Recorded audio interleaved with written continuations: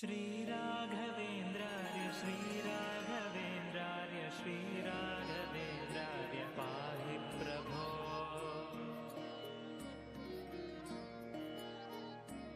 अज्ञाननाशाय विज्ञानपूर्णाय सुज्ञानदात्रे नमस्ते गुरो।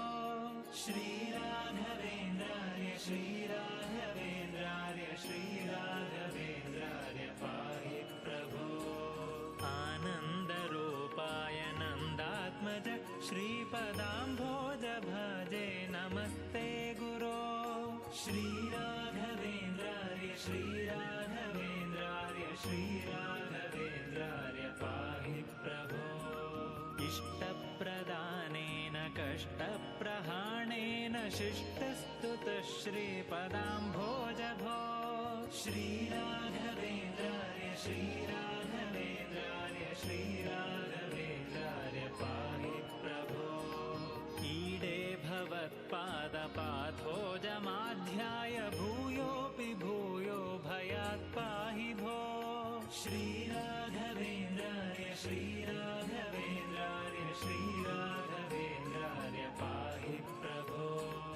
उग्रं पिशाचादिकं द्रावयित्वाशु सौख्यं जनानां करोषीश भो।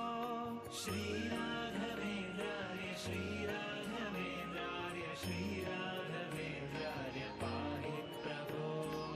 ऊर्जत्कृपापूरपाथो निधे मंशुतुष्टोऽनुगृह्णासि भक्तान् विभो। श्रीराघवेन्द्रार्य श्रीराघवेन्द्रार्य श्रीराघवेन्द्रार्य पाहि प्रभो। ऋजोत्तमप्राणपादार्चन प्राप्तमाहात्म्यसम्पूर्णसिद्धेश भो। ಓಂ ಶ್ರೀ ರಾಘವೇಂದ್ರಾಯನ್ಮ.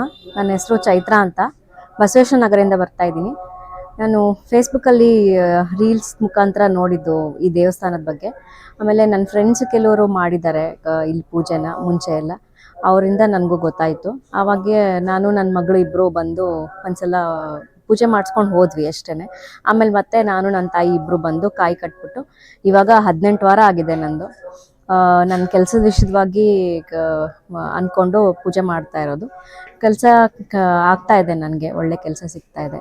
ಆಮೇಲೆ ನನ್ನ ಕೆಲವು ಪರ್ಸ್ನಲ್ ಪ್ರಾಬ್ಲಮ್ಸು ಸರಿ ಹೋಗಲಿ ಅಂತ ಅಂದ್ಬಿಟ್ಟು ಮಾಡ್ತಾ ಇದ್ದೀನಿ. ಇವಾಗ 18 ವಾರ ಆಗಿದೆ. ದೇವರು ಆಶೀರ್ವಾದ ಮಾಡಿದ್ದಾರೆ, ಒಳ್ಳೆಯದಾಗ್ತಾ ಇದೆ ನನಗೆ. श्रीराघवेन्द्रार्य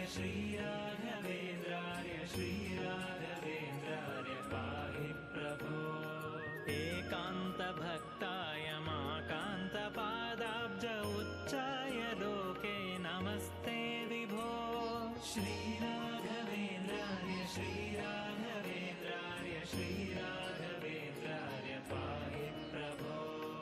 ऐश्वर्यभूमन्महाभाग्यदायिन् परेशान् च कृत्यादिनाशिन् प्रभो। श्रीराघवेन्द्रार्य श्रीराघवेन्द्रार्य श्रीराघवेन्द्रार्य पाहि प्रभो। ओङ्कारवाच्यार्थभावेन भावेन लब्धोदय श्रीकयोगीश भो। श्रीराघवेन्द्रार्य श्रीराघवेन्द्रार्य श्रीराघवेन्द्रार्य पाहि प्रभो। और्वानलप्रख्यदुर्वादिदावानलैः सर्वतन्त्रस्वतन्त्रेश भो। श्रीराघवेन्द्रार्य श्रीराघवेन्द्रार्य श्रीराघवेन्द्रार्य पाहि प्रभो।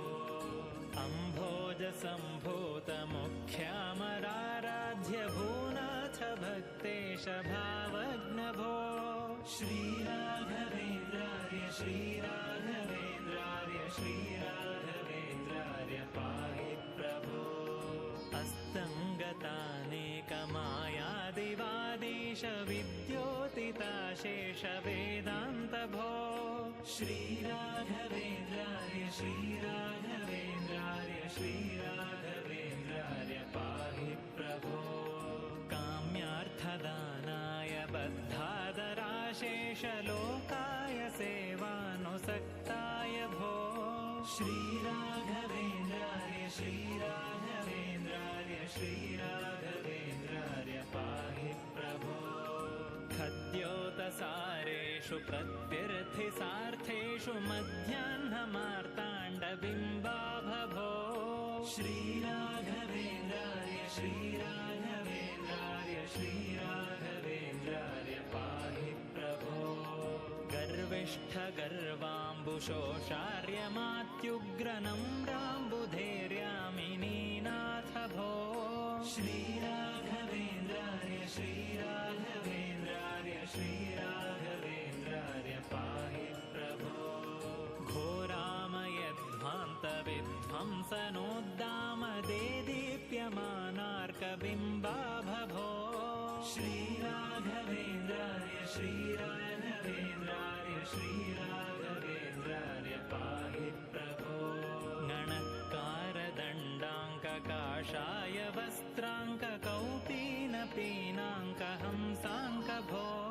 श्रीराघवेन्द्राय श्रीराघवेन्द्राय श्रीराघवेन्द्राय पाहि प्रभो चण्डीशकाण्डेशपाखण्डवाक्काण्डतामिश्रमार्ताण्डपाषण्डभो श्रीराघवेन्द्राय श्रीराघवेन्द्राय श्रीराघवेन्द्राय पाहि प्रभो छद्माणुभागं न विद्मस्त्वदन्तः सुसद्मैव पद्माधवस्यासि भो श्रीराघवेन्द्राय श्रीराघवेन्द्राय श्रीराघवेन्द्राय पाहि प्रभो जाड्यं हि नस्तिज्वरार्षः क्षयाद्याशु ते पादपद्माम्बुलेशोऽपि भो श्रीराघवेन्द्राय श्रीराघवेन्द्राय श्रीराघवेन्द्राय पाहि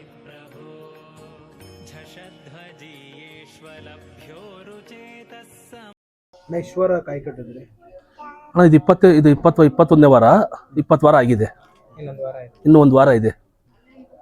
ನಾನು ಯೂಟ್ಯೂಬಲ್ಲಿ ನೋಡ್ಕೊಂಡೇ ಬಂದಿದ್ದು. ಆಮೇಲಿಂದ ನಾನು ಎಲ್ಲರಿಗೂ ಹೇಳ್ಕೊಂಬಂದೆ, ಮಾಡ್ಕೊಂಬರ್ತಾ ಇದ್ದೀನಿ. ಚೆನ್ನಾಗಿ ನಡೀತೈತೆ ಅಣ್ಣ. ಶ್ರೀ ಗುರು ರಾಘವೇಂದ್ರ ಸ್ವಾಮಿ ನಂಬ್ಕೊಂಬಂದ್ರೆ ಎಲ್ಲ ಚೆನ್ನಾಗಾಗುತ್ತೆ.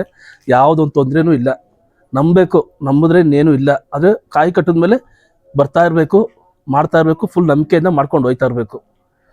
ಯಾವ ಥರ ಕಟ್ಟೋದು ಅಣ್ಣ? ಕಾಯಿ ಇಲ್ಲಿ ಬಂದು ಸ್ವಾಮೀಜಿ ಹೇಳ್ಕೊಡ್ತಾರೆ. ಫಸ್ಟು ಕಾಯಿ ಕಟ್ಟೋದು. ಕಾಯಿ ಕಟ್ಟಿದ್ಮೇಲೆ ಫಸ್ಟು ದೀಪ ಹಚ್ಬೇಕು. 8 ರೌಂಡು ಸುತ್ತಬೇಕು ಗಣಪತಿದು. ಸುತ್ತಬಿಟ್ಟು ಕಾಯಿ ತೊಗೊಂಡು 30 ರೌಂಡು ತಿರ್ಗಾ ಕಾಯಿ ಅಲ್ಲೇ ತೊಗೊಂಡೆ ಕಟ್ಬಿಟ್ಟು ಆಮೇಲೆ 16 ರೌಂಡ್ ಸುತ್ತಬೇಕು. 16 ರೌಂಡ್ ಸುತ್ತಬಿಟ್ಟು ನಮ್ಮ ಇಲ್ಲಿ ಪ್ರಸಾದ ಇರುತ್ತೆ, ಊಟ ಮಾಡ್ಕೊಂಡು ಚೆನ್ನಾಗಿ ದರ್ಶನ ನೋಡ್ಕೊಂಡು ದೇವ್ರನ್ನ ಬಿಟ್ಕೊಂಡು ಹೋಗ್ಬೇಕು. ಬರೋ ಭಕ್ತಾದ್ರಿಗೆ ಏನು ಹೇಳ್ತಾನೆ ಇಲ್ಲಿ? ಅಣ್ಣ ನನಗಂತೂ ತುಂಬ ಖುಷಿ ಇದೆ ಅಣ್ಣ. ಎಲ್ಲರಿಗೂ ಅದನ್ನೇ ಹೇಳ್ತೀನಿ, ಬನ್ನಿ, ಬಿಡ್ದರೆ ಬನ್ನಿ. ಚೆನ್ನಾಗಿ ಆಯ್ತೈತಿ ಇಲ್ಲಿ, ಏನೂ ತೊಂದರೆ ಇಲ್ಲ. ಆದರೆ ಇಲ್ಲಿ ಪೂಜೆ ಮುಗಿದ ಮೇಲೂ ಬರ್ತಾ ಇರಬೇಕು, ಬಂದು ಮಾಡ್ತಾ ಇರಬೇಕು. ಇಲ್ಲಿ ಬಂದರೆ ಏನೋ ಒಂಥರ ಖುಷಿ, ಆನಂದ, ತುಂಬ ಖುಷಿ ಇಲ್ಲಿ. ಅಷ್ಟೇ ಅಣ್ಣ ನಾನು ಹೇಳ್ತಾ ಇರೋದು. ಆದರೆ ರಾಘವೇಂದ್ರ ದೇವರು ಎಲ್ಲ ಕಡೆನೂ ಇದ್ದಾರೆ, ಎಲ್ಲ ರೂಪದಲ್ಲೂ ಇದ್ದಾರೆ ಅವರು. ಅದು ನಾನು ಇಲ್ಲಿ ಬಂದಾದ್ಮೇಲೆ ನಾನು ಮಂತ್ರಾಲಯಕ್ಕೆ ಹೋಗಿದ್ದು. ಇಷ್ಟು ವರ್ಷದಲ್ಲಿ ಇದುವರೆಗೂ ನಾನು ಹೋಗೇ ಇಲ್ಲ ಮಂತ್ರಾಲಯಕ್ಕೆ. ಇದೇ ಫಸ್ಟ್ ಟೈಮ್ ಹೋಗಿದ್ದು. ಇನ್ನು ಪ್ರತಿ ವರ್ಷ ಹೋಗ್ತಾ ಇರ್ತೀನಿ, ತಿಂಗಳು ಟೈಮ್ ಸಿಕ್ತಾಗಲ್ಲ ಹೋಗ್ತಾ ಇರ್ತೀನಿ. ಅಷ್ಟು ಚೆನ್ನಾಗಿದೆ ಇಲ್ಲಿ, ಒಂಥರ ನೆಮ್ಮದಿ, ಸಂತೋಷ ಎಲ್ಲ ಐತೆ ಇಲ್ಲಿ. ನಾನು ಯೂಟ್ಯೂಬಲ್ಲಿ ನೋಡ್ಕೊಂಡೇ ಬಂದಿದ್ದು.